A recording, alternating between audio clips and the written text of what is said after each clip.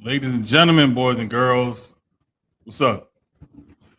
We back for episode 65 of Susio Sports, presented by Inplay Dogs and Gel Blasters. Uh, I'm on time, and I ain't have no technical difficulties getting started today. And I wanted to make sure because I invited a very special guest. Oh, and he's sipping something too. Perfect. Damn, I bought my shot glass. I didn't have. Okay, what the fuck? But we're gonna get right into it because I wanted to bring this guy on because he and I have always had interesting discussions back and forth. We've always enjoyed working together, and towards the end of his run here in Houston at ESPN 97.5, he was actually my boss. So without further ado, welcome to the stage our special guest for first part of the show, Mr. AJ Hoffman. AJ, how you doing? I'm doing all right, brother. How about you? I'm not bad. I'm not bad. Oh, I like the applause. That makes me feel big time, baby. I mean, well, you kind of are big time. I mean, like you went from like just give the people a quick background of how you came to be here where you are. How I came to be here in San Antonio? Just your background, yeah. Because I didn't tell him anything about you. I just told you were our special guest. Yeah, man. I've been doing sports talk radio since 2004. Just kind of fell into it. Started in Austin, and I had some real success there. And I got a call to come to Houston in 2010, 2009, 2010ish. And yeah, man, I took that job to go work for one of my best friends, Dave Tepper. And ended up pairing me with Fred Fowler there in Houston, and we had a hell of a run, man. From 2010 till 2021, we ran that show together and had some good success there in Houston. I left in 21 to go out to Vegas for a few years and work for a sports betting company, running a podcast network for them. And then, you know, I guess it hasn't even been a couple years ago. It's been less than a year. I got an opportunity to come back down here to Texas and go to San Antonio. And my dad was in poor health and was close to here in San Antonio. So I wanted to be close to him. So it ended up being a pretty good match for me. So made the move down here, and here I am, man, doing my thing here at a station in San Antonio, and having some early success with this thing. So radio's been good to me, brother. Radio's been good. Extremely good. And that's I ran into AJ running into, you know, hanging out with Fred and whatnot and doing some work around the station and everything. And it was always fun to do radio with AJ because number one, he's really good at what he does. Number two, we just always had a chemistry where we knew how to bust each other's balls, but at the same time, keep it entertaining, keep it lighthearted. We never took anything serious. So, like, if y'all hear some racial jokes back and forth, trust me, it's just two good friends just busting each other's balls. It's nothing. It's really not that serious. It's really not. Trust me, I promise. But I'm invited to the cookout, everybody. That's what I'm doing. I'm invited to the cookout. Wait, y'all have to understand where this comes from. So we did a show together one time, and I ended up creating a whole white Wakanda. Like, what would Wakanda look like if it was nothing but white people? It was something like that. We just had a blast and just talking shit back and forth and whatever. It was a lot of fun. But yeah, that's where all that came from. But let's jump right into it. The Super Bowl. It's what everybody's been talking about. The outcome of it. Just basically the Eagles bust the Chiefs' ass.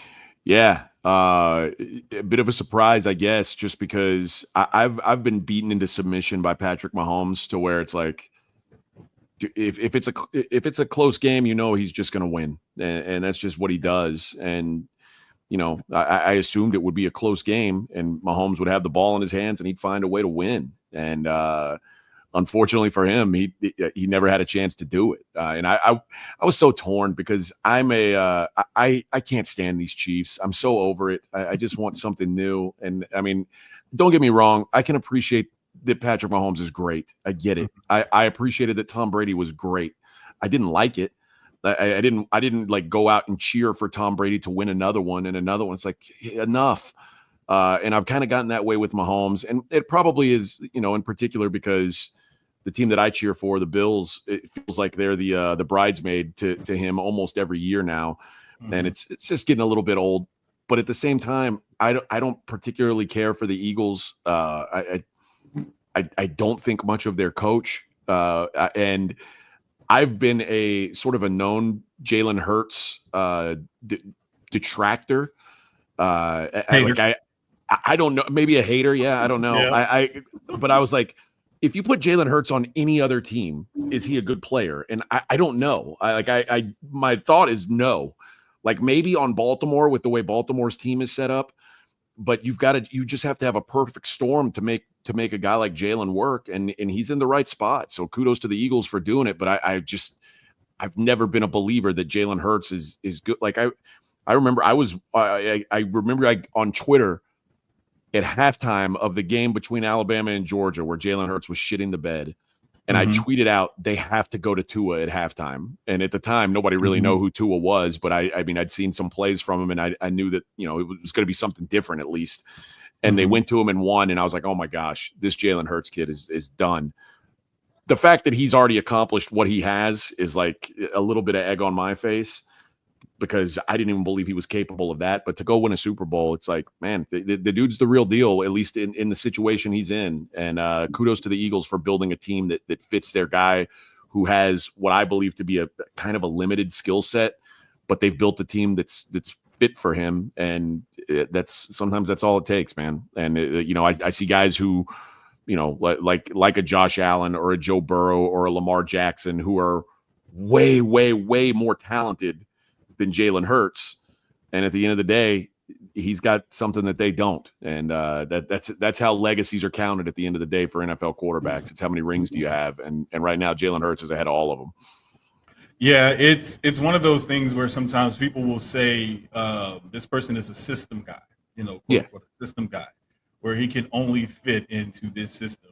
And you and I were talking about this the other day, and I was like, I think he could fit into different systems because he's starting to prove there's a lot of same, detractions that I had, like ball placement, accuracy, and certain things like that, throwing a receiver open, throwing into tight windows, things that we thought that he couldn't do.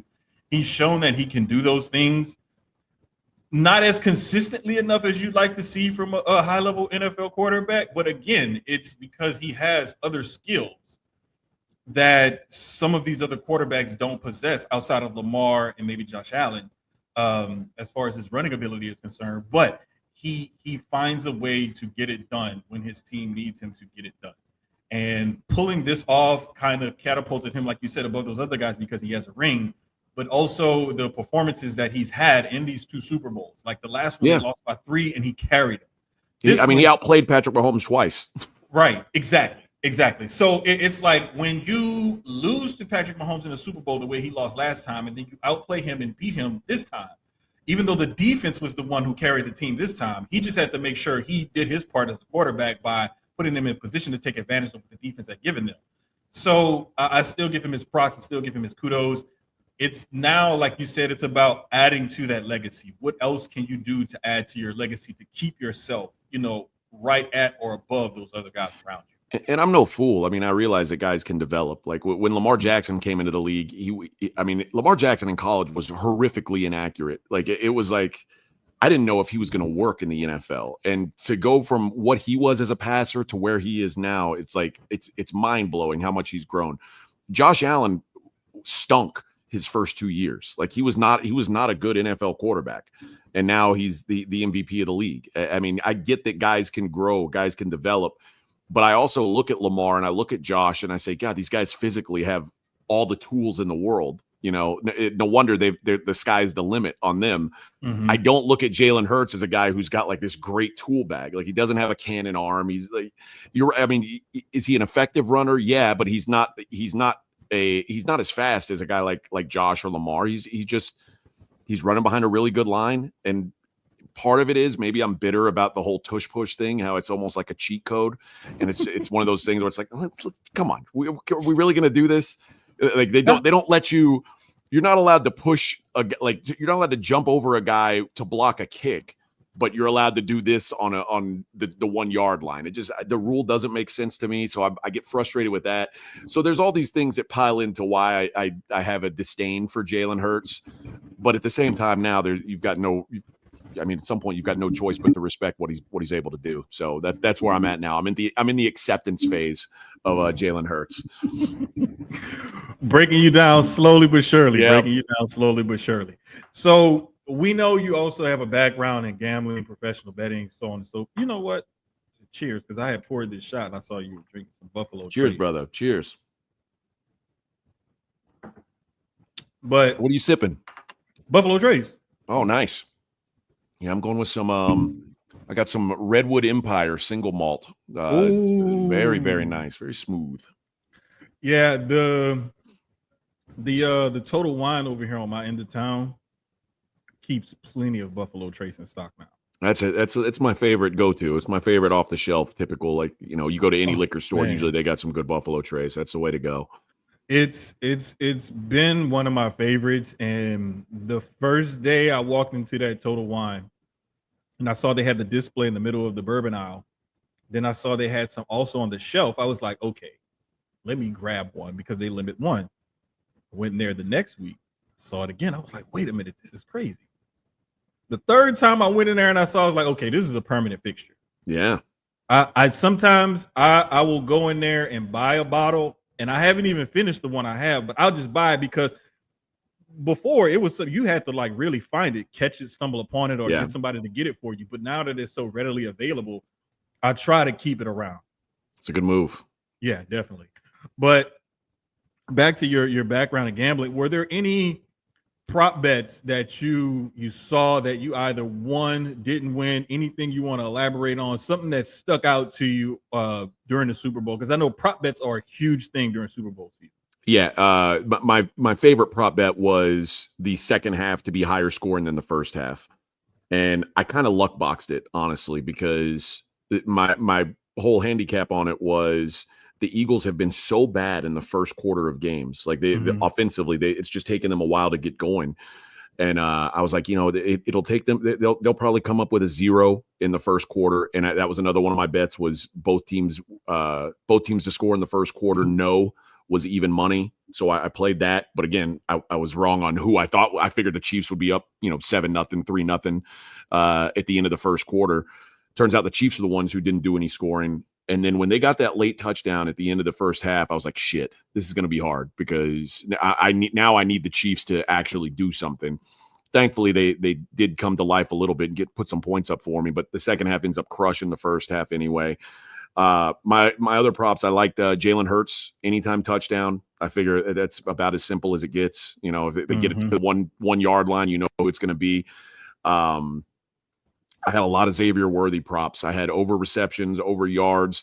Unfortunately, I had over rushing yards. I thought that they'd throw the ball to him behind the line and kind of let him move. They really made a fundamental change late in the season with him. Instead of trying to pretend like he's Walmart Tyreek Hill, they just used him for what he is. And instead of just saying, hey, do go routes all the time, they started throwing that little bubble screen and sort of letting him work behind somebody. And I figured, about 20% of those he catches behind the line of scrimmage. His rushing yard total was 5.5. All you got to do is take one for 7 yards and you're there with him. That didn't hit, but all of his other ones hit, including the touchdown. And then I played Saquon Barkley rushing unders. And I thought I knew that the market was getting so wild on this that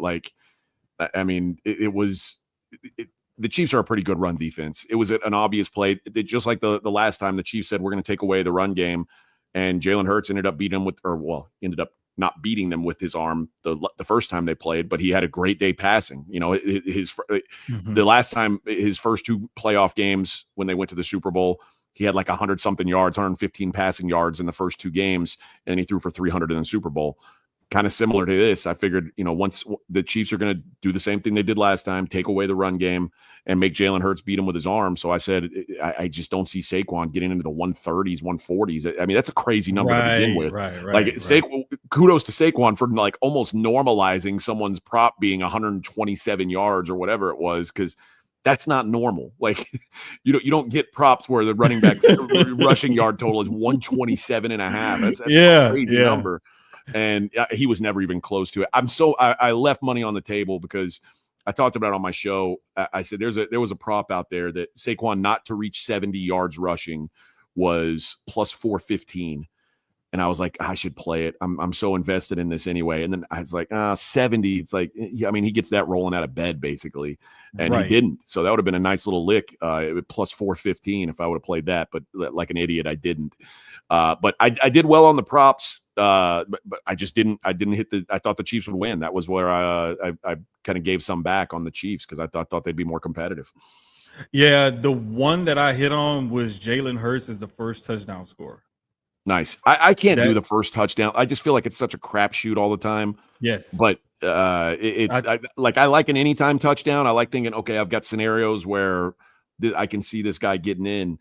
But that's a ballsy play, man. The guys who do that first touchdown, I don't get it. But hey, it is what it is. Good for you, man. Well, here's the thing. I looked at in the long pass Jahan Dotson caught. Mm-hmm. Everybody thought he scored. Yeah. I yelled to the top of my lungs because he was plus 2,800 for the first touchdown score. And you see those big stupid numbers like that. And you're like, fuck it, I'm gonna throw $5 on it. What the hell? It's only $5. You know what's the worst that could happen? I lose $5. Like I waste $5 on all kind of stupid shit. I was so pissed because I did not play it. And when they came back and they said, no, he's down at the 1, I was like, oh. I said, this is Jalen or Saquon all day long. And I bet both of those guys to be first touchdown score. And Jalen pulled it off, and I was like, thank God I hit something. Everything else I failed. Literally every other pro. I think I had like 3. Were you on the Chiefs people. Also? Yeah. Yeah. Wait, here's what I did. I think I had one bet Chiefs money line, small bet, I think like 1 unit. And then I played Eagles points, I think like 2 units. Like I was like, I'm gonna split it up. I'm gonna try to be smart about this. Man, just it was a wash.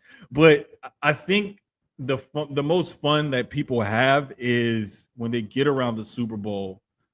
You see all these different props and different things like that, and there are people who have absolutely zero clue about anything gambling. But then Super Bowl rolls around and they ask a shit ton of questions because they're like, well, what if I want to bet on the Super Bowl? How do I bet on it? I mean, yeah, it's like March Madness. Like, everybody wants to bet college basketball when March Madness comes around. All of a sudden, everybody wants to be an expert on things. That's just kind of the way it is, man. National championship in college football. People who haven't been paying attention all year suddenly are into it. Most people watch football anyway, so they generally have some sort of idea. But like college basketball is kind of a more of a niche sport but come tournament time, everybody's interested. Everybody's interested in betting it. So that's just kind of typical of sports guys, like sports fans, bettors, casual bettors, especially like the pro bettors, the guys I was working with in Vegas. They're grinding on WNBA because they know those lines are soft. But like college hoops, like they're playing college hoops games. They're playing Niagara versus St. Iona, whoever it is, but that's sort of the move, is to just find the stuff that nobody else is betting on and bet on it. It's really hard to find value on the biggest games. It's really hard to find value on Super Bowls. It's hard to find value on national championship games. You can make money with those props.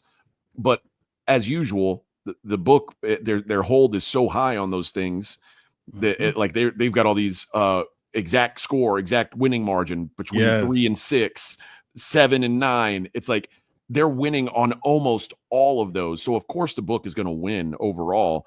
But because everybody thinks they know something, all of a sudden now they're gonna try their hand at this whole betting thing, and I think this was a record-setting year for how much the book made in Las Vegas. So It's literally it's almost like that every single Super Bowl, every single March Madness, it's another record-setting year. yep. And the biggest thing with the Super Bowl is I remember scrolling through my book and I'm looking at all the different props and different bets you can make and whatnot.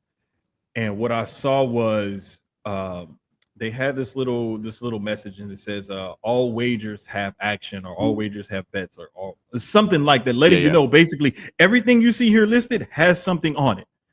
And I'm looking at it like you were looking at it like, man, there's people who are really going to throw money away on some of these bets because they're going to see these huge plus numbers on some of these outrageous bets. And they're going to be like, oh, if I bet this, I could win this amount of money. Let's do it.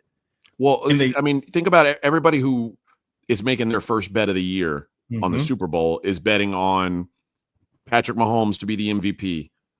They're betting on Saquon Barkley because that's who they've been hearing. Saquon Barkley's going to rush for 150 yards. Of course he is. That's what he's done all year. Well, it's not as easy as it looks, man. That's the key is don't fall into those traps. If the bet looks too good to be true, it probably is too good to be true. Exactly. That's why, like, a lot of the times, like the funniest thing is like my daughter will hear me or something, or we'll be sitting there watching the game. I'm like, damn it, I should have bet on that. She was like, why didn't you? I'm like, well, you look, it's a lot that goes into this. You don't just bet stuff just to bet it. You gotta like research it and stuff. And I was like, this is why I never want you to get into this, because trust me, once you get the sickness, it won't leave you. It's just in you. Everything is gambling too for me. Like, I mean, everything I do is just I need that rush. Yes. I find myself buying fucking football cards, like hoping I'm going to hit like a big money football card. It's like playing the lottery. It's like everything I do is just, that's my mindset, is I just need that action. And my wife is like, quit buying fucking football cards. You know, what are you doing with all these football cards? I'm like, I'm throwing most of them away because they're not the big hit. I'm chasing. Exactly. I'm still looking through like I looked through my basketball cards from the early 90s a couple years ago. And I knew I had a bunch of NBA hoops cards, and I was looking for the John Starks card with the Menendez brothers sitting courtside. Yeah. And I'm like, I swear I know I had that card. Unfortunately, what I really think happened, it was in a set of cards that I had in a box that was at my grandmother's house during Katrina. The house wasn't flooded or destroyed or nothing due to Katrina, but when they moved and everything, and like I think all of it got lost in translation then. So like I had like that 94 Jeff Bagwell MVP card from the strike shortened season. I had that autographed. I also had a baseball from that Astros team autographed. Oh man, all of that stuff is gone.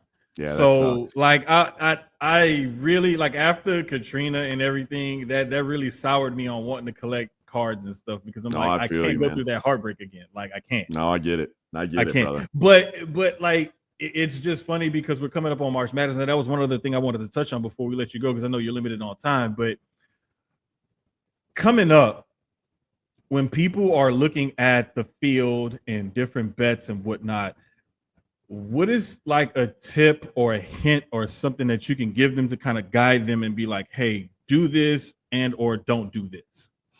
I'll say this. I use KinPom for all my handicapping. I think it's a very valuable tool. You want a team that's in the top 25 of both offense and defense. If you're doing futures, find a team that's in both top 25 offensive and defensive. There's probably about 6 or 7 of them, and choose your champion from that group.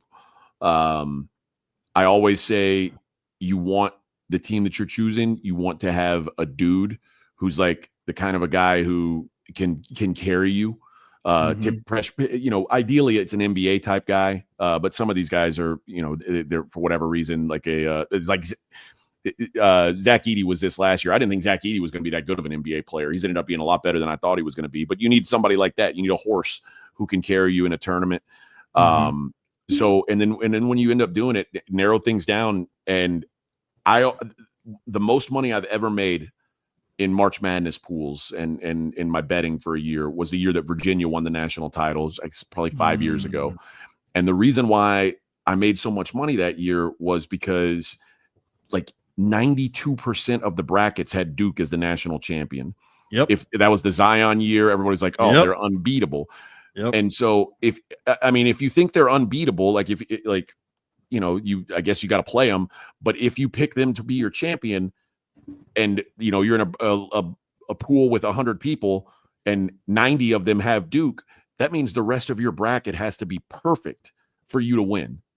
So to me, the odds that Duke could lose were better than the odds of me picking the perfect bracket with Duke winning. So I just said, who's my most likely team besides Duke to win? And that's the way I played it. And it ended up being Virginia, and they ended up winning. So it was, I raked everything because everybody was on Duke. So I don't know if there's going to be a team like that this year that everybody's in love with. I'm sure Duke they'll be penciled into a lot of people's brackets because they've got the next superstar of the NBA. At least that's what everybody tells me in Cooper Flagg. But just be cautious of that. Like going with the favorite is usually not the way to go. It's always the most popular team, the team that's the flashiest, the team that maybe people see on TV the most, or the team that honestly that ESPN, Fox Sports, or whoever covers the most. Those are typically the ones that I see people like they go with. Outside of that, it's just like what is a program, a name, coach, whoever it is that's familiar, and people will go with that. But like you said, when you use a service like KenPom or different advanced statistics, and you're looking a little bit deeper, that allows you to get a better overall picture of what you have in front of you instead of just going with the hearsay or the popular vote or whatever. Yeah. And that was one thing that I remember you showed me, and I looked at it and I was like, oh my God, like there's all these different statistics and all these advanced stats. And like, I'm a numbers nerd. So I'm like looking at this like, oh, I love this kind of stuff. But it helps you make a better informed decision and not be as stupid with your money. And unfortunately, like we've talked about it on air before, and I know you preach this a lot of the times, be smart with your money. If you're going to bet, first of all, bet what you can lose, number one, above all else. And number two, place a bet where you actually feel like you have a chance to win. Because if you're just throwing money on a bunch of crazy parlays and long shots, that's not a good way to stay profitable. And people who bet these $5 parlays and every once in a while they'll hit, dude, that's awesome. But I mean, you've probably done that, 200 times and didn't hit. So I mean, it's nice when you get the hit, but it's just not a long-term strategy. It's what it's not. Right. And for me, I'm looking to hit 53%. I understand there's going to be bets that I lose. I accept that. I accept that there's going to be weeks where I can't find a winner, and I accept that. Like, you just have to accept that you can't win every bet. But you have to stick to your numbers, stick to what you believe in, and hope that you're right 53% of the time. That's the goal for me anyway. That's the target number, and that's the number. See, when I talk about gambling stuff and I say this kind of stuff, these people like this is who I talk to, and this is where I get this kind of stuff from. I don't just pull this shit out of my ass. Like, I actually talk to people who are professionals, who know what they're talking about, know what they're doing. These are the kind of people that I talk to. Real quick, before I let you go, one of the funniest things that we did, we used to have happy hour all the time during the pandemic and stuff. And we used to drink and have a lot of fun. But one of the other most fun things we did is during the pandemic, we would bet on Korean baseball. Yes. Because that was literally the only sport we had at the time was Korean baseball. And I picked the right team to back, the NC Dinos, baby. I'll never forget that teim, man. Oh, what a team those Dinos were. Hey, I wish I could remember the name of that pitcher. It was like, I'll have to look it up, but it was like Koo or something like that. But with some weird looking hair or something like that sticking out of his. I think dude was like 18-2 on the season. It was like, you couldn't lose. That was my boy. I was an expert for a year on Korean baseball. I don't know anything about it now, but at the time I was like, dude. I just got lucky and picked the right team. They had the right mascot. I had no reason to pick the Dinos, but that was some stuff that really got us through some rough days, because it would be like 3, 4 in the morning. There was absolutely nothing to do because everything shut down pretty much. Yep. And we're up watching Korean baseball. And then the following day, when y'all are doing y'all shows, because everybody was doing the shows from home, when y'all had the iPads and all that kind of stuff, we are talking Korean baseball, betting on Korean baseball and watching it at 3 a.m. And I swear, I wish I could go back. I wish my text messages went back that far and stuff like that, to where I could see the messages and stuff that it's like 3 a.m. We're like, man, did you see that? He just did, and this guy just got this hit. And I wonder if this prop hit. It was a wild time. It was a wild time. Wild time. I loved it. I loved it though. That was a fun time, man. That was fun. It's funny because you were talking about the analytics and like kind of advanced analytics, and that's how we got it. We started a conversation this time because you were saying that Josh Allen should have put on a ski mask to go accept his award, his MVP award, and then I sent you those numbers like the EPA per play and how this dude is. It's not as simple as the stats on the back of a football card. And what nobody talks about is Josh Allen never takes negative plays. He doesn't get sacked. He doesn't fumble the ball. And those are things that Lamar does quite a bit of. So when they all the football card stats that they'll pile up will say interceptions. Lamar had this many interceptions. Josh had the same pretty much, but they don't put fumbles. They don't put overall turnovers. They don't put sacks because those are negative plays. And Josh just doesn't give up those negative plays. And that there is real value in that. So like what EPA per play is it's expected points added is what EPA is. And when you talk about like what a guy adds per play, if it's a 0.3, that means every time he takes a snap, it's worth 0.3 points to the final score. That's an incredible number. And the gap between 0.3 and 0.27 is huge. And that's why I was like, everybody's like, oh, this is a robbery. I was like, no, it's really not. And there's value beyond stats. And that's why last year when Lamar did win, even though, guys like Dak Prescott, which it's funny to think back in hindsight, like, oh, Dak Prescott probably had a good case statistically for the MVP a year ago. And here we are now. And like, Dak's like, oof. You wouldn't even think that he would be in the argument. Right. But like you could have made a really good, but probably a better statistical case for Dak or Christian McCaffrey last year than you could for Lamar. But I also kind of understood the value of Lamar to his team. Like if you took Lamar off that team last year, they were not going to be good at all. Right. And I think this year for the Ravens to add Derrick Henry, which was, about as good of an ad as you could have made. The guy was phenomenal. And for the Bills to lose their best offensive weapon in Stephon Diggs in that same offseason, and then the numbers to even be close, to me, tells you that tells you the value of Josh Allen. I fully believe if you take Josh Allen off his team, that is a dog shit team. They're not good. So that's why I said I understand the case for Josh Allen. I would have voted for Josh Allen. Now, of course, if you ask Twitter if you think Josh Allen should have been the MVP, you're racist. That's what I've been told. So it's automatic. Like, you're just tired of the black man, the black quarterback. You're tired of it. I'm like, no, not really. I mean, if anything, Josh Allen plays like the stereotype black quarterback always used to play back when white Cam Newton. Back when black quarterback was like a real thing, and there was like 2 or 3 of them, and it was like. There was a style that black quarterbacks had, and there was like the old white guys were like, "Oh, you can never win with a black quarterback. They just don't play the right way." Now it's like I feel like half the quarterbacks in the league are black, and so now I don't even think of like black quarterbacks and white quarterbacks. And I know maybe that's like my white privilege shining through, but like when I think about, oh, I like that guy's game, I like that guy's game, I don't even consider that. Like it's just such a weird thing to me. So when I say I think Josh Allen's the MVP and people are like, oh, that's racist, I'm like, what the fuck? What are you talking about? It's like half the quarterbacks are white, half are black. I just happen to think this white one was the MVP. I like I said, I would have voted for Dak Prescott a year ago, and he's black. But yeah, I just wanted to point out that sometimes the numbers are deeper than what you see people posting on Twitter. Yeah, and then that when you sent me that one, I had looked at some advanced some analytics or something, and I was like, okay, this seems like this is plausible or whatever. And then I was like, wait there's got to be more, because there's no way in hell that they voted him MVP off of just analytics. There's no way.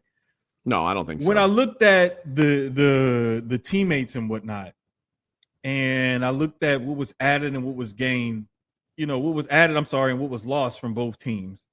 And I looked at the quality of their teammates and whatnot this year, where Lamar had 5 Pro Bowlers or All Pros and Josh had 0. Right. That's when I was like, okay, there is a plausible explanation for him being voted MVP. I may not like it, I may not agree with it or whatever, but hey, there is a plausible explanation. Well, you know As why you long don't agree with it? Because you're racist. Of course.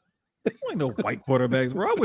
I wish all 64 quarterbacks were black, the starters and the backups. Yeah. But I'm just trust saying, me, I was celebrating when Cooper DeJean got that.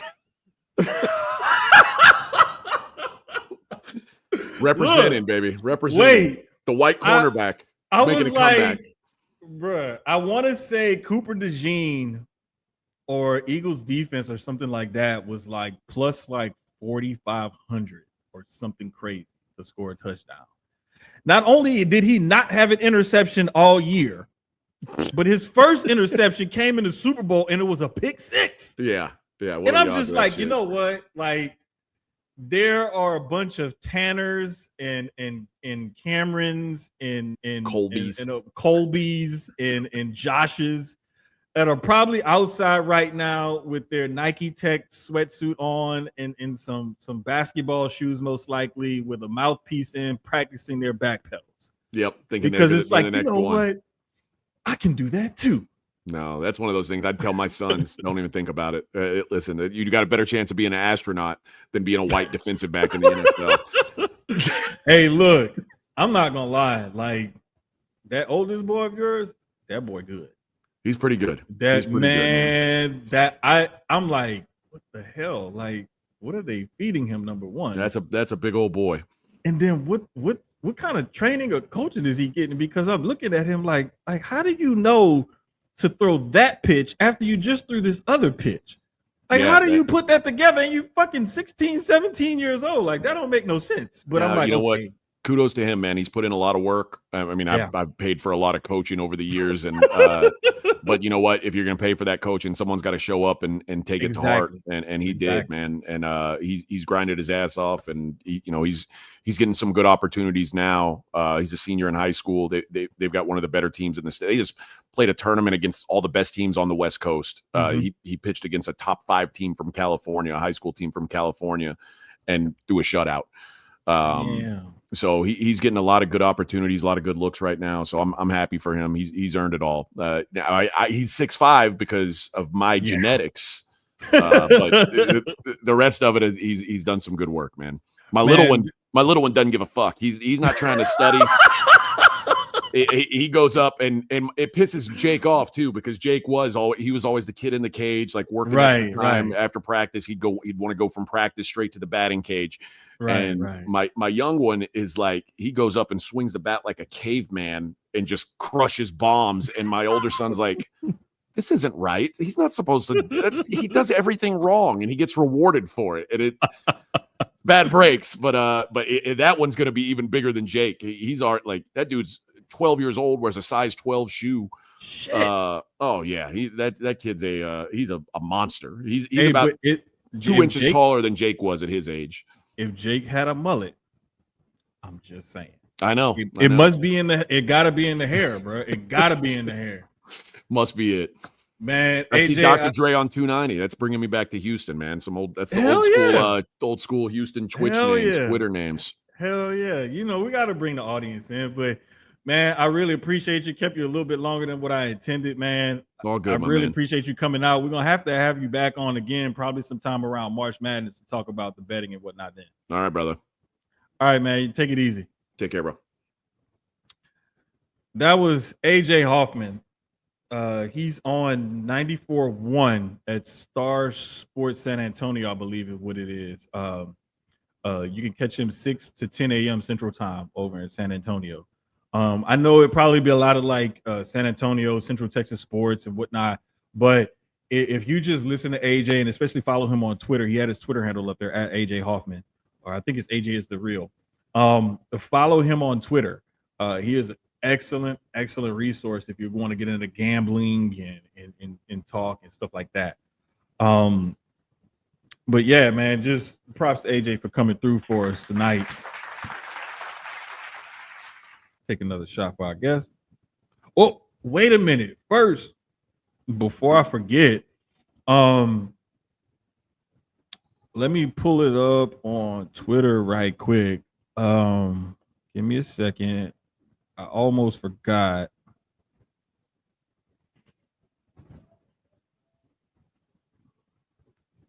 Let me see if I can find it. Here we go.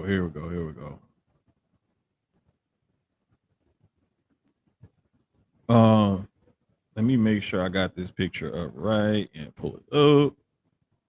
Boop, boop. Bam. Shout out to the homie Low from Wrestling Wind Down. Today is her birthday. It is where the balloons at? They don't do the balloons on the app on the computer. Anyway, shout out to Low. I told her we would give her a shot for her birthday. So Low, this one for you, homie. This one for you. Happy birthday.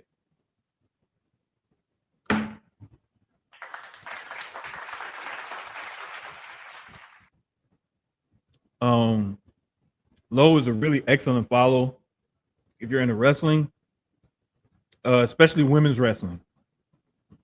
And she has some excellent top-notch merch for anybody, really, males and females. But some of her better stuff is for the ladies. I will admit, it's mainly for the ladies. But I mean, she produces some top quality wrestling merch. So shout out to her. Also, if you are going to Mania in Vegas, I believe she has I don't know if it's a web series on Twitter or on her YouTube, but check her out. It's at WWD Cast, Wrestling Wind Down Cast, basically WWD Cast on Twitter. Give her a follow. Check out her Twitter page and her YouTube.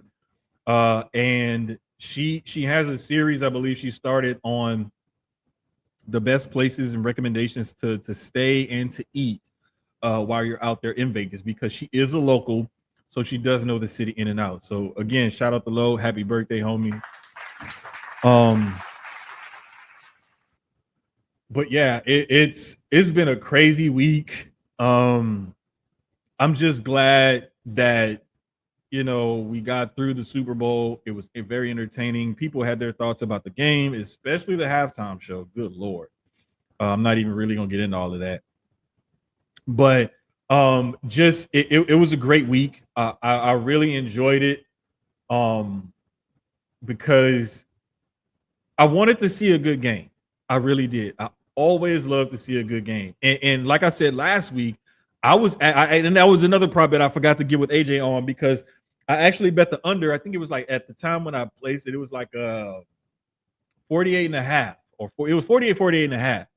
And like I was telling Keyz last week, I was like, bro, I could see this game being like 24-21 at the most. Like it'll get close to that number, but it won't get over that number. Simply because I just believed in the two defenses to come and show up and play. More than I trusted the offenses to have this offensive explosion, is what I thought. That was my line of thinking, right? And as I'm looking at the game develop and the Eagles jumped out, I'm like, okay, this over is in danger, because if the Eagles are coming out and scoring like this, then I know for sure the Chiefs are probably going to try to answer, because if they can just, and like I said last week, the Eagles pass rush will be the key to them winning this game. And that's exactly what it was. However, I'm thinking it's going to come up the middle with Jalen Carter and those defensive tackles and whatnot. And it was coming off the edge from Josh Sweat. So when you get that push in the middle and you're getting pressure off the edge and the line is just collapsing, that's one thing. But when Mahomes would escape the pressure and look for something downfield, he didn't have very many options. And the coverage on the back end for the Eagles was complementing their pass rush. And whenever you have a complementary coverage from your DBs that complements your pass rush, that's a hell of a combination, because even if they pick up the blitz, or even if they find a way to block your 4, if your 7 are back there covering, or whoever's back there, if they're covering and that team picks up the blitz, you can still get a coverage sack if your pass rush is still working. So kudos to the Eagles defense. I just think that those guys play a hell of a game. They really came out to play. Josh Sweat even came out and said, or somebody said he thought he should be MVP or something like that. And I just really, I love watching that game. And what that game reminded me of to a higher level, and Tom Brady even said this himself during the broadcast, it reminded me of what the Giants did to Brady in those 2 Super Bowls, where they basically employed, and this is where we get this from, is their NASCAR package, where they basically had 4 edge rushers as defensive linemen lined up throughout different, areas along the defensive line. And they just said, hey, we're going to send 4 of our best pass rushers out there, and we're going to drop 7 in coverage, and let's just see what happens. And the thing that made that work is when you have a guy like a Justin Tuck, who was a defensive end, who can bump down inside and still get a pass rush from bumping down inside at, right around 260 or so pounds. These guards are used to handling 300-pound defensive and nose tackles and whatnot. But when you get a guy that's about 260, 265, and he's strong as hell, very quick with long arms, and he's getting up under your pads and whatnot, using leverage, converting that speed to power and whatnot, that's a whole different animal to block than just some big, strong guy who's just trying to get up in you and use his brute strength. So there's just little things like that I like to get in the weeds about when I do get into and talking about football. And I like to try to share that with you guys. And this is why I was thinking that, because I'm thinking that pass rush can affect Mahomes in ways that we're not really considering. And if you look at that Chiefs offensive line the last few years, they've always had an issue with protecting Mahomes in the pass blocking and whatnot. And that's where I thought the Eagles could make some inroads as far as their defense was concerned, because even Keyz will say this. He said it himself. He's like, hey, look, this defense is good, but the DBs, they're just not hitting like they used to, like he said, like they've had in the past. And I was like, bro, I'm telling you, if they could just hang on for a little bit, this team can have this is where you guys can your fan base needs to look at, where you can have a shot at winning this game. And I was so happy to see the way it turned out. And my thing was, we're going to see history regardless, right? Either we're going to see a three-peat and something that's never happened before in the NFL, or we're going to see this team who was put together brilliantly by Howie Roseman, who came up a little short last time they were in the same position 2 years ago against this exact same team. They tweaked that roster a little bit differently, and you added some major pieces like a Saquon Barkley and some different pieces on that defense, and you kind of retooled instead of rebuild, because it was just 2 years ago, so you didn't have to rebuild and you were already good. You just had to kind of retool and tweak some things a bit. So for what he has been able to do, Howie Roseman, I'm sorry, is probably going to be my vote for. I don't know who won Executive of the Year. I think they may have given that water out already, but he kind of got my vote for Executive of the Year, because what he was able to do with that roster. And if you look at the cap hits and the salaries and whatnot on that team, how he's able to amass that type of roster with that type of talent everywhere, all over the field, is brilliant. And I love when a team can figure it out and put it together and work within the confines of the salary cap and whatnot in the NFL, because they have a hard cap. It's not like baseball or basketball where there's different tiers to above the salary cap or whatever. It's hard cap. You go above, you cannot be above that salary cap when the league year starts. You have to stay below it. You have to be below it when league year turns over. I believe it's going to start.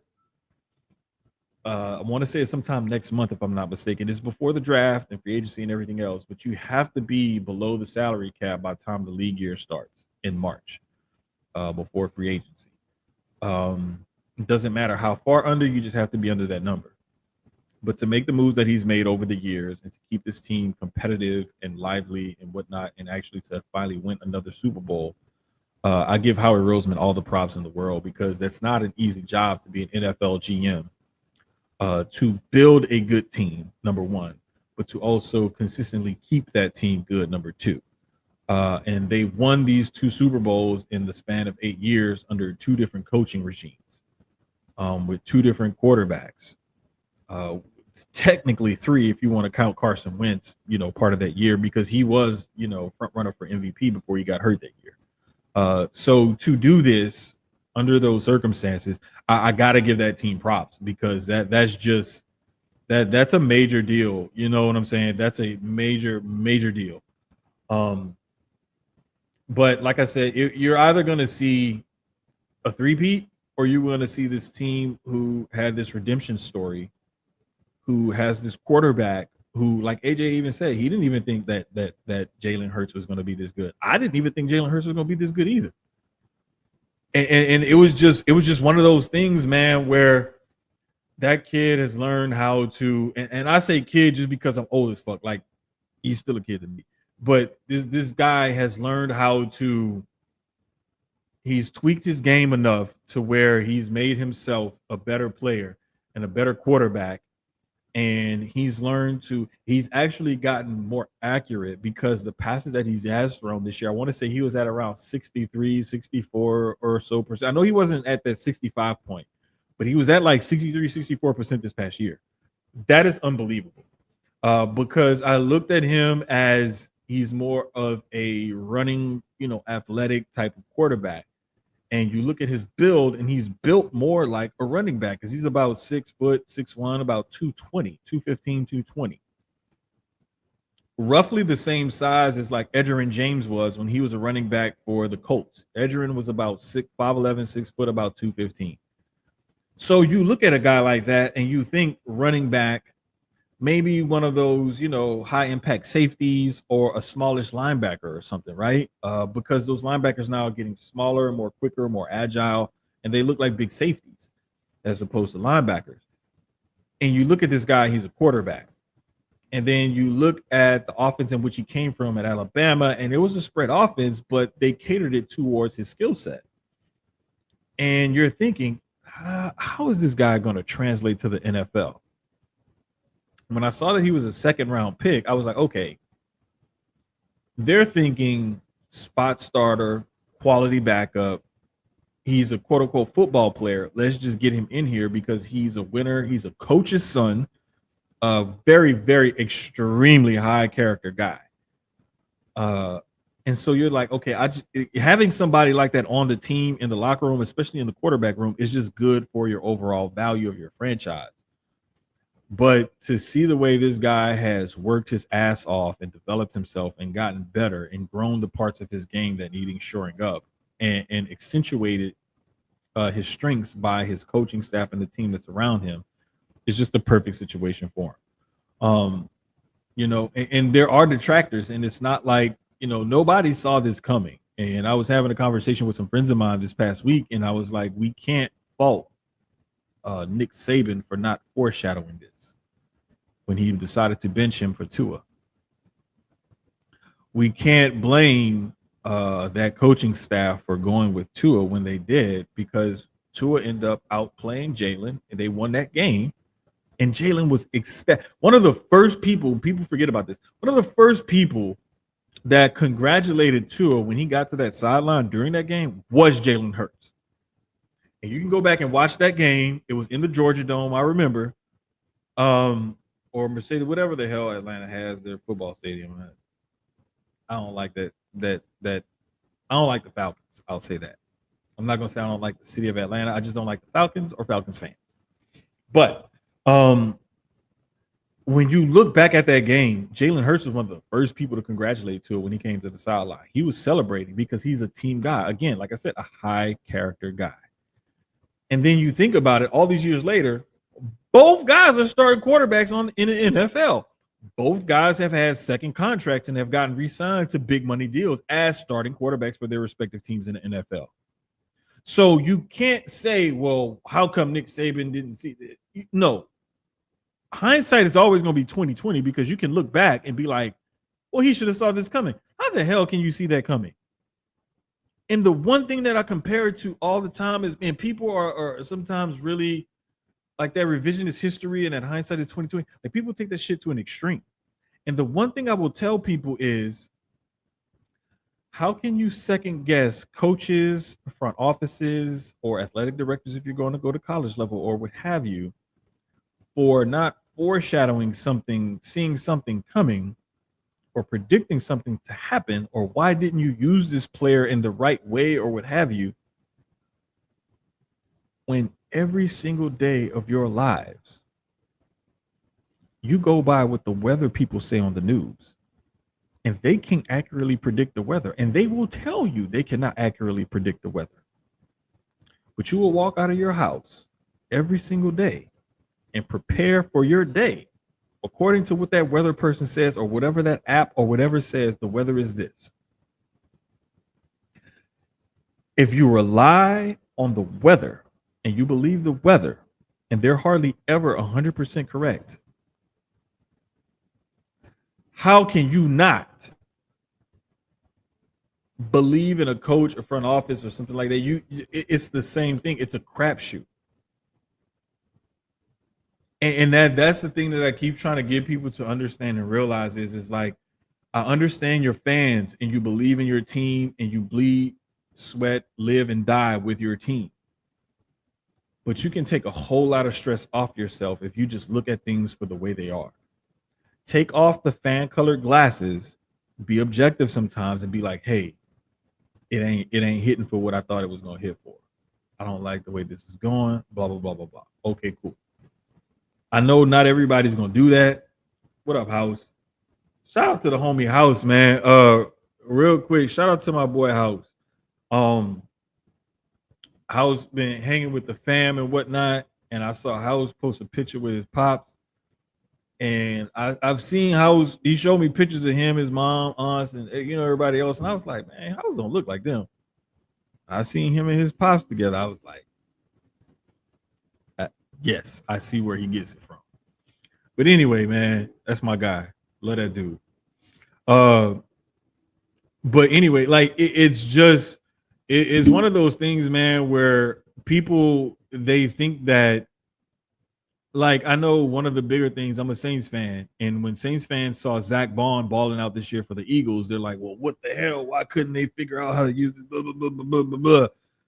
The thing is, when you get a guy like a Zach Bond, who's a bit of a tweener, he was an edge rusher, and he also plays some linebacker and whatnot.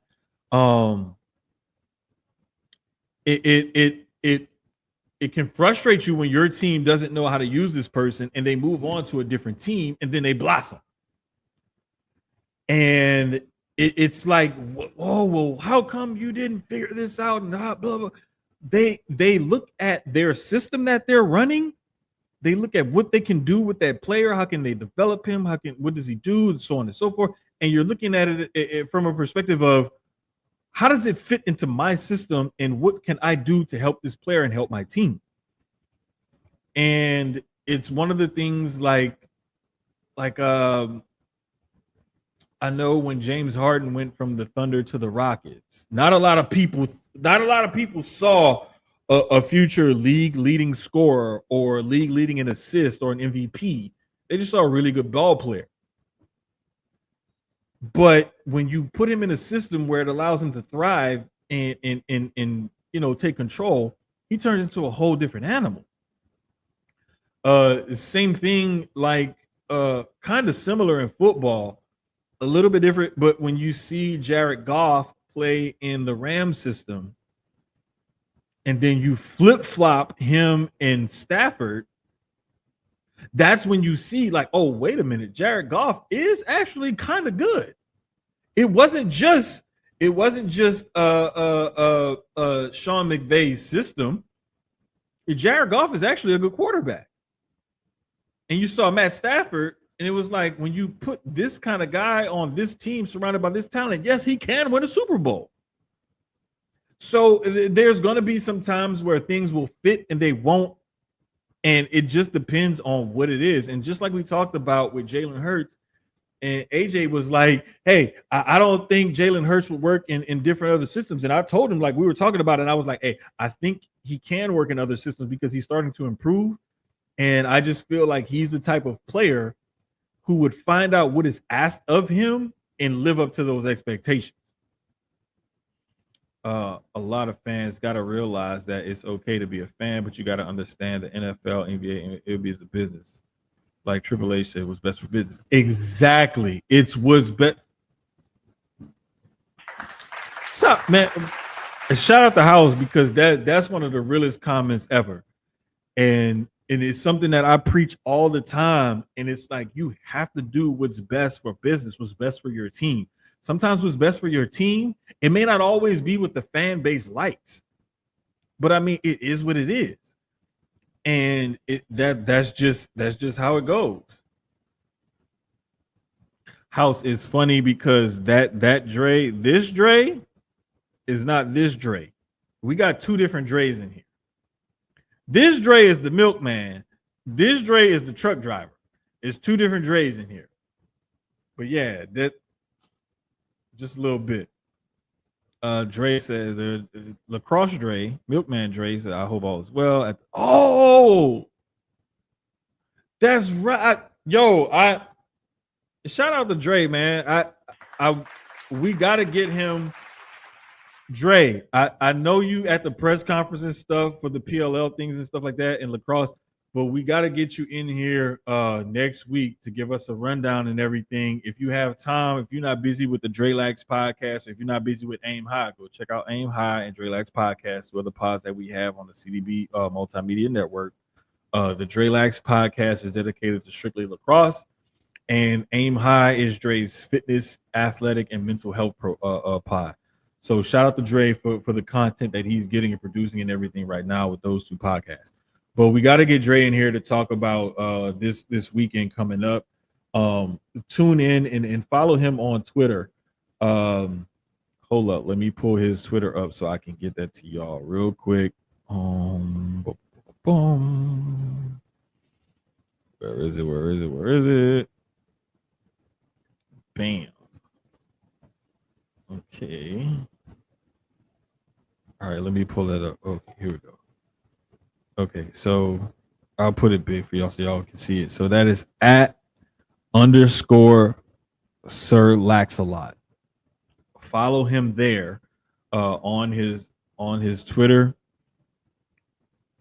I believe it's @DreLax pod or @Dre. It's whatever. Just follow @_ Sir Laxalot on Twitter. And you'll get all the lacrosse stuff and whatnot. If you follow any of us, follow @CDB Multimedia, and you'll go ahead. I ain't finished with that one. I ain't finished it yet. I just did that one.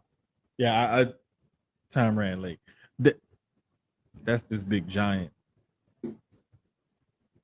My bodyguard. He trying to fix his food. And I had to tell him, like, potato salad, I didn't finish it before the pod.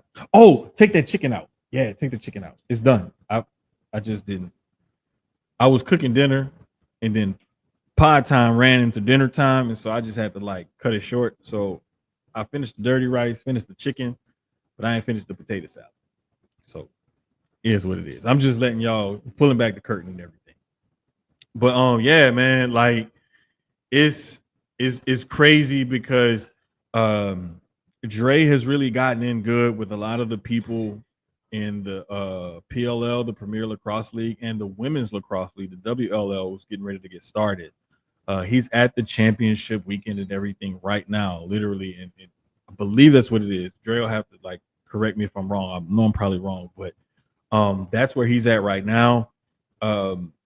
We weren't really lacrosse fans or anything like I knew of the sport and I've seen it and liked it or whatever, but I was never really a fan until, like, Dre really got us into it. And then, like, a couple years ago, we did a couple of marathon pods for NCAA championship weekend. We did the semifinals and the final. And I want to say between those 2 days and those games, we probably did about 8, maybe 9 hours of podcasting the last couple years for NCAA championships. So we did a whole watch along for both games on the semifinals and the championship game and everything. So yeah, it was really dope to like get into the sport itself. And one of the things that I love about Dre, and this is why like I have that big bro, little bro complex, is because like what he did was he was teaching us about the game of lacrosse, but he related it to something that's relatable to us.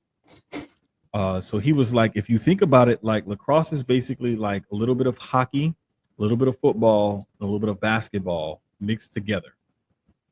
And if you ever watch lacrosse, if you've never watched it before in your life, think hockey, basketball, and football as one amalgamation of a sport, and they kind of blend them all together and go out there and play. And that's what made me help realize it. And as I'm watching like the offenses and the defenses play, because I like to break down the nuances in the game and everything, and it's like, wait a minute, they just ran a pick and roll, and I'm like, wait a minute, this looks like a power play in football, but like because you have pulling guards there. It was just different things like that, man, that like it really resonated with me, because he said, hey, think about it like this and look at it like this, and you'll see certain elements of these sports, and instantly I got it. So like it was cool, man. I really liked it. I'm a past fan, die hard. I understand parting ways of Brady and Bill. Exactly. Sometimes that's just what has to happen. And I talked to Dre on 290 a lot. I talked to him, um, our buddy Dustin, and Total Dallas. Dallas sometimes is coming in the chat before also, but they are lifelong diehard Cowboys fans. And I know a lot of people do not like Cowboys fans and they hate Cowboys fans and whatnot, Cowboys, whatever. Those are three of the most down to earth and realistic, hardcore Cowboys fans I've ever met in my life. And one of the realest times I had around Cowboys fans was watching those three guys. We were at our friend's restaurant a couple months ago, and I sat there and watched those three hardcore, lifelong Cowboys fans basically rip the team to shreds and tear them a new one, and let us know everything that team needed to do in order to get themselves back together. And you don't find a lot of Cowboys fans who aren't totally delusional. But I've been fortunate enough myself to find some Cowboys fans who are very with it, very objective, and they know their team has obvious flaws in the way it's run and whatnot. And they admit it, and they're tired of it, and they just want to see the team get back to a level of prominence in which they were used to a long time ago. So it is what it is, man. This bad, like this bad. Hey, you know what? House penalty box now. No penalty box. You get no more comments shown on the screen for the next 5 minutes. No more. I did not read that comment before I put that up. Hell no. Drake, I don't hide it. No, he don't hide it. And he is unapologetic about being a Cowboys fan. He's also unapologetic about being honest about his team. And that's what I love about having conversations with Dre on 290 about the Cowboys, is because he's a Cowboys fan, but he's gonna keep it real. And it's just like I'm a Saints fan. I'm born and raised in New Orleans, grew up there. I love that team. Like I literally, the only reason why I part of Black Taxi 12s, the Jordans, is because I wanted to wear it with my Saints gear, even though the gold or yellow or whatever don't really match. I just like I like the shoes, but it's just one of those things, man, where you can be a fan of a team and you can love your team, but you can also be honest about your team. And unfortunately, a lot of fans, which is sort of fanatic, people aren't always honest about their teams and whatnot. And one of the things that I'm kind of working on in getting into writing and doing more wrestling content is I'm writing an article for Black Wrestling about tribalism in wrestling, in today's wrestling. And I'm working on that article, and I got a lot of good input. Shout out to to the Dirty Water Discord and also the Cheap Heat Discord for all y'all help with that. I really appreciate y'all. Like it is it's a thing where, man, I started this article and I kid you not, I started it and deleted it like 3, 4, 5 times. And it wasn't until Math from Black Wrestling and Sloan of the CDB Network. Shout out to the Sucio Boys. Sloan of the Sucio Boys podcast on the CDB Network. Math was like, got on me, Sloan got on me, and a couple other people, but mainly them two. Like, hey, bro, look, it's gonna be good. Just write it, get the shit out, and stop worrying about it. And they know I'm a perfectionist, and being in this sports media space and whatnot since on and off since 2009, but consistently, since 2014, 15. Like I'm just, it's like Keyz and I talk about a lot of times, like our mental health and different struggles that we have and different things like that. And I'm always the kind of person where I want to make sure I write the article and people gonna read it, and it's gonna draw them in. And I want to evoke those emotions out of my audience, whether it's doing this pod right here, whether I'm informing, entertaining, whatever it is. But it's like, I gotta keep it real, and I want to entertain and inform my audience and whatnot. And it's just one of those things. Sometimes I'd be a little self-conscious about it when I shouldn't be, and I overthink things, and then I get, the anxiety and everything kicks in, and then I get fearful. But it's just a mess. But I'm working on it. I'm almost finished with it. I got to finish it up. But I really just wanted to write that and get that off my chest and open the discussion for everybody else to join in about it. Because it's not only something that happens in wrestling, but it also happens in sports a lot as well. And it's just one of those things where I feel like we need to get it out. We need to talk about it. And it's something that needs to be addressed. It may even be the start of a series. I don't know. But it's just something that I felt like needed to be put out there, so I put it out there. But you really see that a lot in sports nowadays, where people just get way too extreme one way or the other about the way they feel about their team or their sport or what have you. And it's like come on, like y'all gotta relax a little bit. Like, I understand being a fan of your team or your sport or whatever it is that you support. But to go to some of the extremes that some people go through and go to, I just don't get it. I really don't get it. And I don't understand it. And I'll never be able to. Oh, my bad, y'all. I'm sorry. I'm screwing stuff up, playing around, clicking the wrong stuff anyway. But I just think, and I feel like we just need to really be careful with how we go about things and whatnot, because a lot of the times there's just things that I appreciate you. I know it's and that's something, asking for help. That's something that I tell my kids all the time. Like, if you need help, ask for it. Like, you can't get help if you don't ask for help. That, and it's not a situation where you can see someone drowning and then you go and save them. Sometimes it's as simple as, like, you can see a person is struggling and you don't even know they're struggling. But if you need that help, ask for it. And that's no matter what it is. Like we said, we're a lot of times we're big proponents on taking care of your mental health as well as your physical health. But your mental health is just as important, sometimes if not more important, than your physical health. Because if your mental isn't right, your physical can fail as well. So that's just one of those things that we're into, we talk about and whatnot. And we just like to make sure that we put that out there. We're very transparent and real about some stuff like that. I would like to forward, we see, every time I think I'm gonna show another house comment, boom, there it go again. Yeah, it really ain't that serious, Dre. It's never that serious to where some people make it.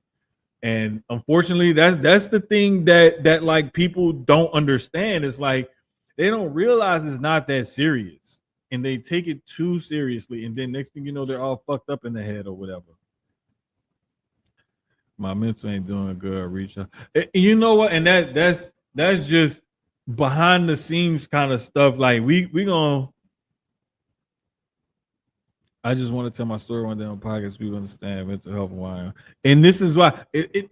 Thank you. I'm glad you said that again. Thank you, House, for saying that, bro. Because we we've been trying to we've been thinking about doing another one of those the big family pods like we've done before, and come together and talk about the importance of mental health, especially in minority communities, because a lot of our friends were minorities. We're black, a lot of us are black, Hispanic, whatever, and a lot of the times there's a stigma attached to mental health in our communities where it's oftentimes frowned upon or not looked upon favorably, and it shouldn't be like that. And we just want to make sure that we're putting that message out there, just as much as we like to champion women's sports and whatnot, because we honestly love women's sports, and we're both girl dads here on this show, and so we're very supportive of women's sports and women's rights and different things like that. But we're also huge proponents of mental health and whatnot, because like we've talked about here on this pod, like personally with ourselves and family members, friends, and things that we know, we've all dealt with it. We all struggle with it, and it's something that's okay and it's acceptable to talk about and put that out there. Find you people that you can lean on and count on, that you can go to. But really and truly, if you need to seek professional help is out there for you. Whether you have insurance or not, you can afford it or not, there are ways that you can get the help that you need. You just have to, put your ego to the side and ask for it. And those are things that we talk about. And this is why, like, that time when Angel Reese, I remember when she took that break when she was at LSU, and she was just like, things had just gotten to be too much for her, and she just needed a break from everything and to sort everything out and then come back stronger. And ever since she took that little sabbatical, went away, and then she came back, she's been great. And I'm very happy to see where she's done and where she's gone and where she's at now. And I absolutely love that for her. But it takes, famous people and athletes and things like that to come out and say, hey, I'm struggling. I needed help. I got help. It's okay to know that you're struggling and to get help and seek help. Personally, I think it will help me out a lot, take a lot off my chest. Nah, bro, it's no, don't ever be sorry about bringing this up, because it's just something that like this happens, and this is why we're here. Because yes, we want to inform, we want to entertain, we want to talk shit and have a good time and talk about sports, but sometimes like life gets in the way, and you need to bring these kind of things up, and this is what we do. We don't care if, yes, we are a sports podcast. Yes, we primarily talk sports, but we're also people and we're human. And a lot of these people are our supporters and our friends, and we care about them just as much as we care about our own selves and our own families and whatnot. And it's just one of those things where sometimes you have to bring that shit up and you have to talk about it. Like real talk. Like I had a moment before I got on the pod. Like I had a moment earlier today or whatever. Like it happens. You're human. And you can't expect to go through life and just not be affected by it, because it's going to affect you or whatever. Andre says my dad had mental health issues. Oh yeah, I do remember your dad passing away last year. That was kind of rough. But that's not to say they have issues, but to lead deeply in helping mental health others.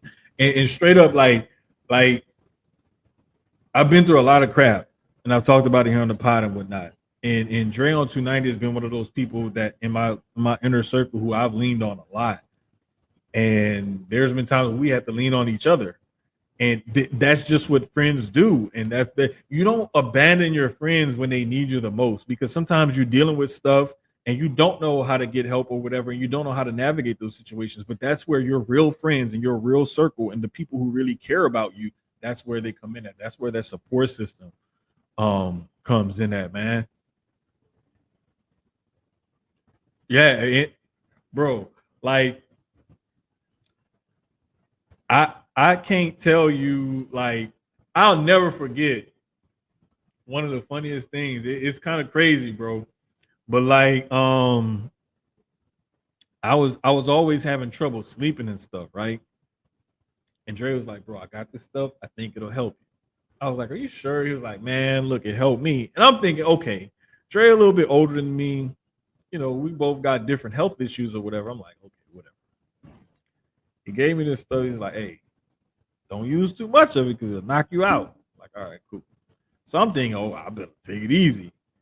and I forgot like how high my tolerance level is when it comes to taking medications, alcohol and stuff like that. Like my tolerance is different. I'm not trying to brag on that or nothing like that. It's just one thing, I'm a bigger person. I'm not a small person. And number two, like my tolerance for stuff like that is really high. Man, I took this stuff and I was like, this ain't work. I'm gonna take it how they. I'm gonna take it. He told me how to take it. I'm gonna take it how the instructions tell me to take it. I'm like, man, it's a. I was out of there. I was out of there. Yeah, and I do. And House and I, we've had a ton. House is another person where I've had conversations and stuff like that with. Like we really like when we say we're there. I'm there for my friends, or like I'm there for you, or like if you need anything, call me, text me. I'll help you out, talk you through it, work through it. If you just want to get on the phone and cry and let it out, whatever, I've done that before too, because I know I've been there with my friends before where I needed that. So I try to be that for as many people as I can. And somebody the other day told me you're an empath, and I was like, what the hell is that? And they were like, well, you feel other people's feelings and you want to help them and stuff like that. And I was like, man, I ain't even know what that was. Like, I don't want to be knowing like I'm knowing like myself. No, bro, and that's why I said like, call me, text me, like, literally, like it's been weird times of the day. Like I actually remember one time I had a friend call me, text me or whatever, and I walked away from my desk. I said, hey, I got to take a phone call. It's important, and that's all I told him. I walked away, and it was just somebody who just needed my ear at that time. They just needed a sounding board. And sometimes you need things like that. You know what I'm saying? And it's like, like just sometimes I told another good friend of mine that earlier. Um, she'd been struggling with some stuff, and I was like, you just need to let it out. You just need to let it out. I was like, so go and do what you got to do.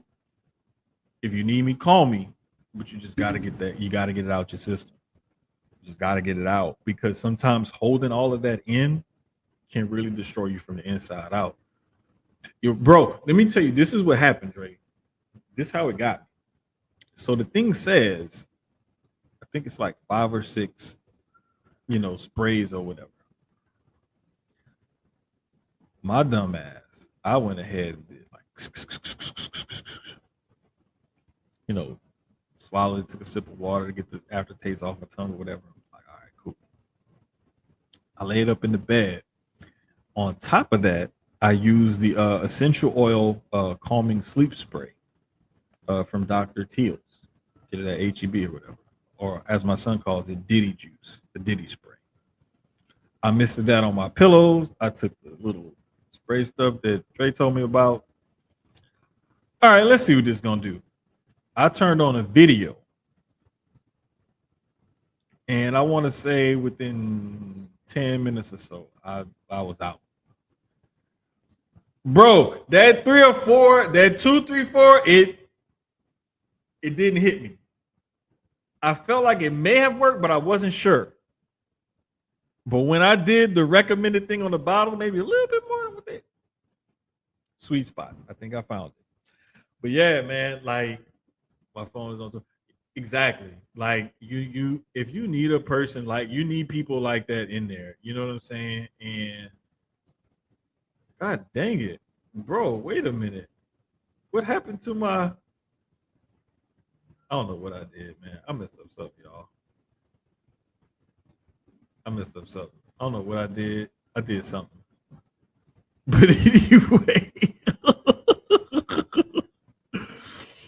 No, it's some prescription stuff. No. No, bro. It's nothing like that, House. Damn it. Like,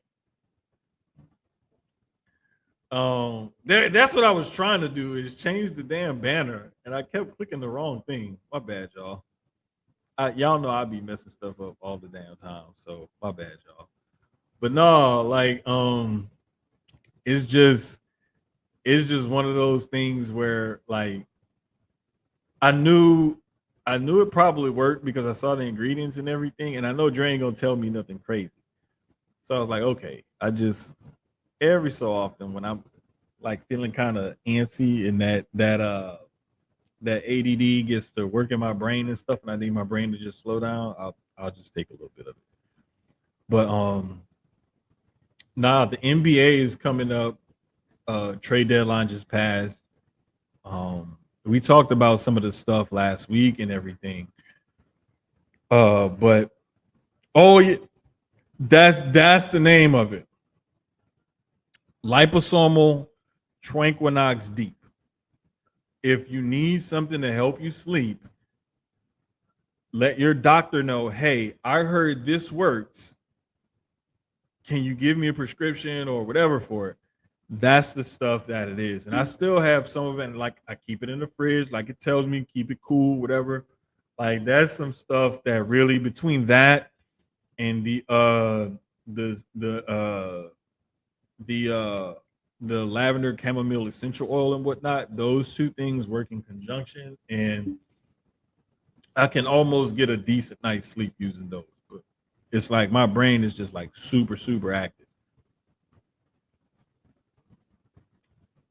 You know what? I'm gonna put this.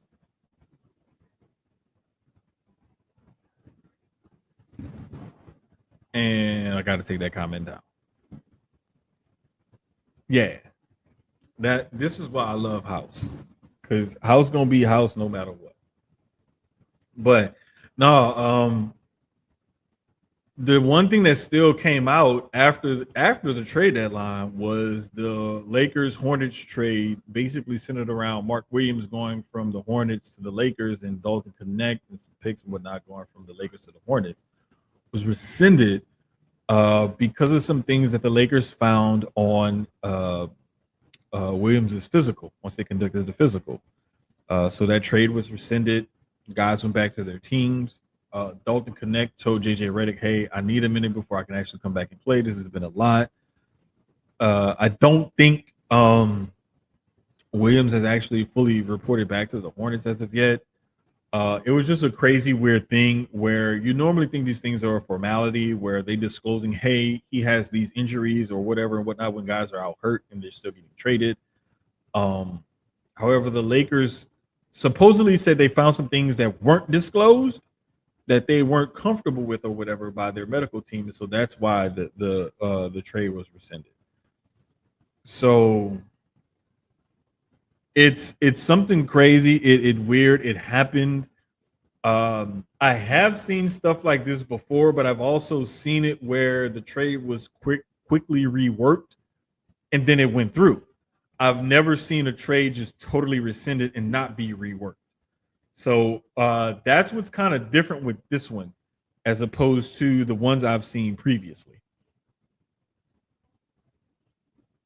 Dre says first, phone all day. Bro, see, that's the thing. Because I need that I need something to like take my attention, because if I'm just sitting there in the dark with nothing on distracting me, my brain is gonna keep doing this.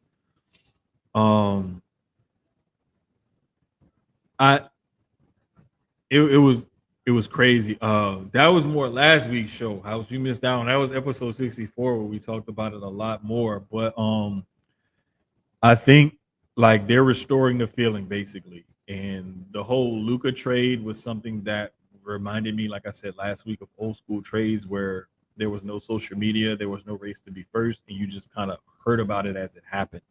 You never even heard the rumors or parameters of a trade before it got, actually done. You just heard, hey, this person's been traded.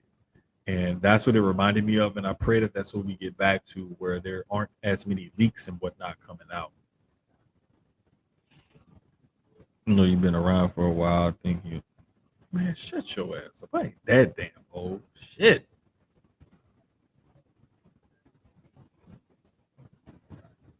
Horse, you know what? I ain't showing the boys goddamn comments, man. Dalton feelings got hurt and he chose to set out. And then this is what I was saying. Like, bro, this is a business now. this isn't like you got cut from your high school team, or it wasn't some politics of an AAU team or something like that. This is a business. Like business decisions are made, So talk to a sports psychiatrist, get you a therapist or something like that. Put your big boy pants on and get the work. It's like I said earlier, Dolph needs to realize it's a business. Yeah, exactly, precisely. So that's the okay. I want to say there's Calm. There's another one that's another sound app or something like that. I gotta try those, man, and I want to say maybe this weekend I might try that. But yeah, I'm a work on it and try it because I definitely got to work on my sleep and stuff. Like I haven't been able to sleep properly in probably like 30 or so years. So it's been an ongoing issue with me, and I know one of my other good friends. We've known each other since we were in high school, and she had me laughing because she was like, "Yeah, I told her husband, you're like, yeah, I told him I was like, hey, look, like when I'm in the bed, you get to bed, look, we can't have all this. Da, da, da. Like they had to come to an agreement about how they go to bed and this and that. It's just one of those things that's, hey, you got to find a way to balance stuff out, especially when you live with someone else or you're married, what have you. It's all about a balance and compromising and whatnot. We're not gonna get into relationship advice and nothing like that. That's a whole different pod topic and everything else. Um, the Sucio boys do sometimes cover some relationship stuff on their pod, but we're working on stuff to get some different perspectives and whatnot on the network and whatnot. We just kind of trying to flesh things out and wait and see how it's going to happen, when it's going to happen. Hopefully, it does happen.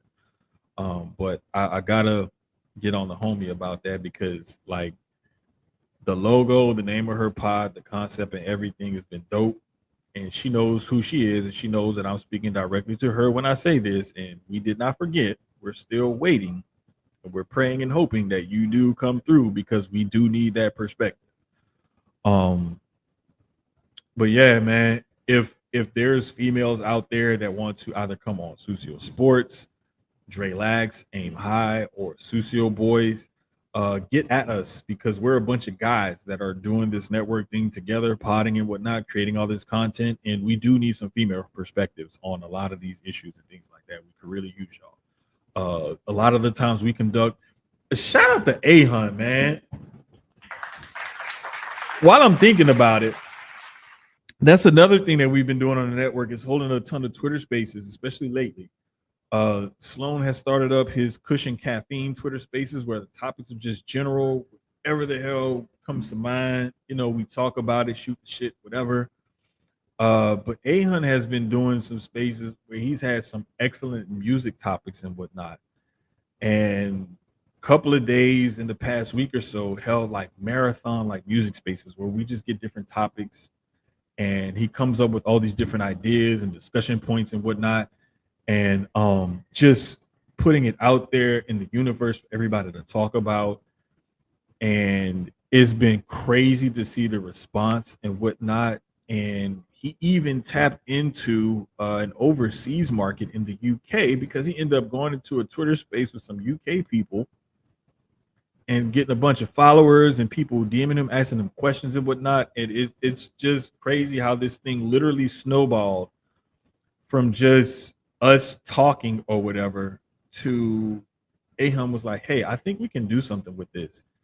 And he's worked and tweaked and crafted that idea. So shout out to A-Hun for some dope content that he's created on Twitter with those Twitter spaces and whatnot.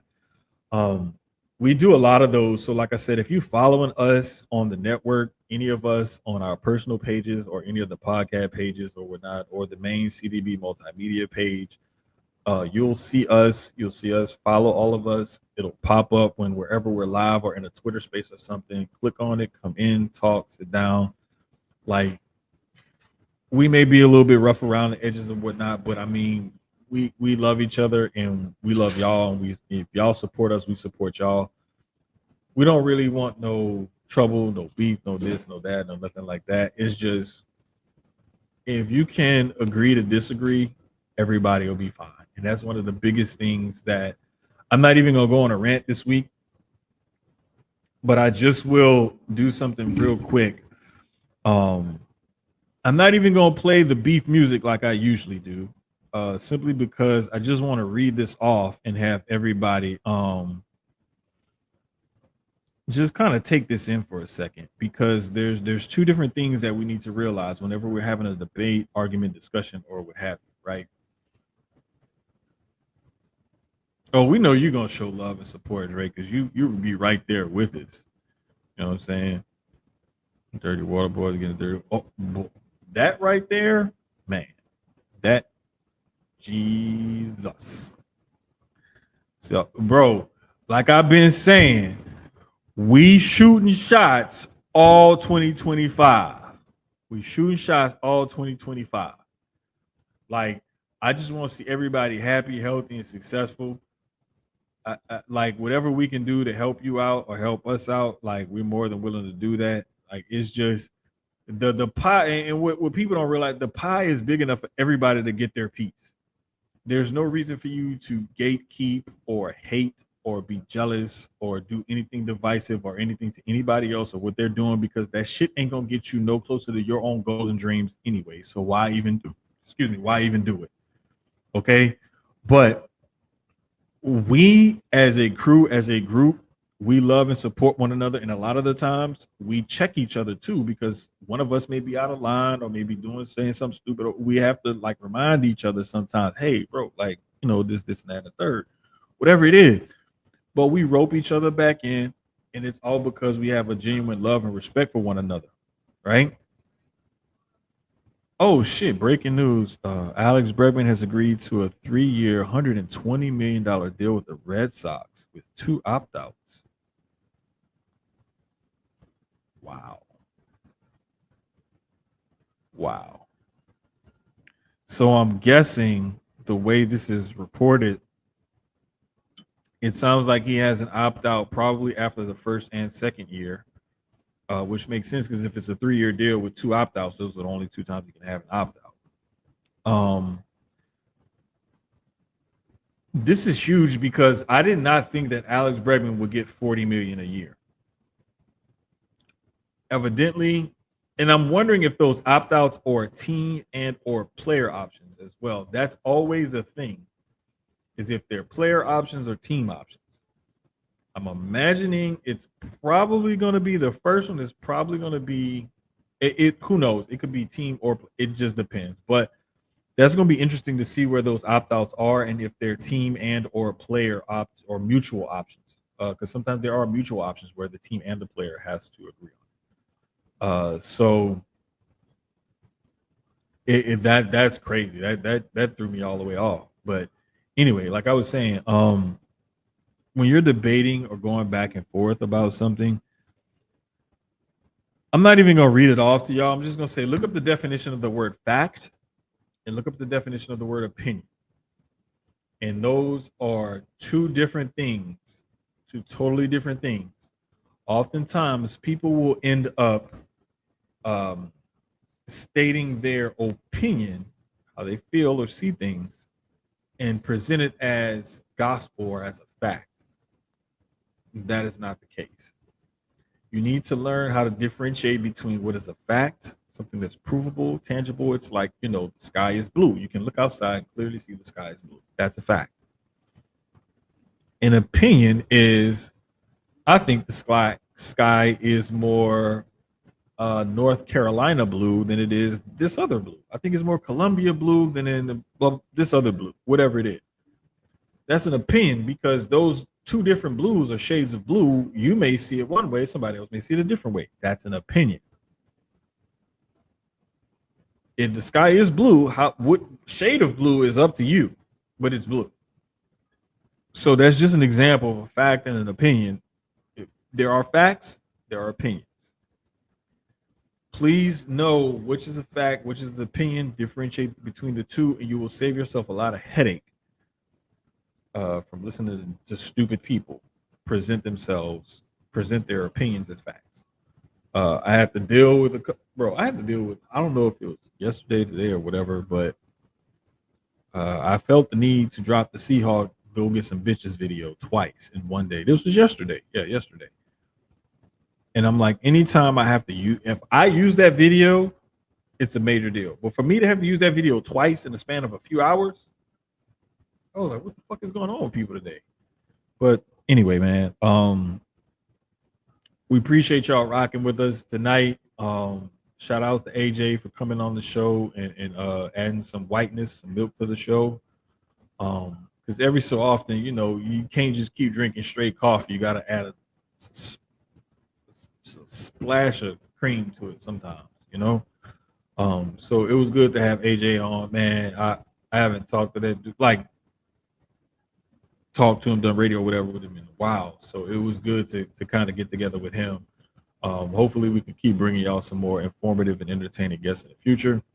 But for my brother Keyz, Keyz had to work again tonight, man. That dude stay running. Like, I think I be busy and stuff, and then I look at the stuff he be doing. I'm like, shit, I thought I was busy and I had a lot going on.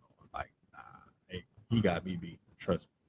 But shout out to Keyz. Shout out to the sponsors, Jail Blasters and Inplay Dogs, for supporting us. Everything. Shout out to the whole CDB Multimedia Network, Sucio Boys, Trey Lax, Ain't High. Man, we really appreciate y'all rocking with us. We appreciate the support. This has been episode 65 of Sucio Sports presented by Jail Blasters and Inplay Dogs. I'm Jermaine, and I am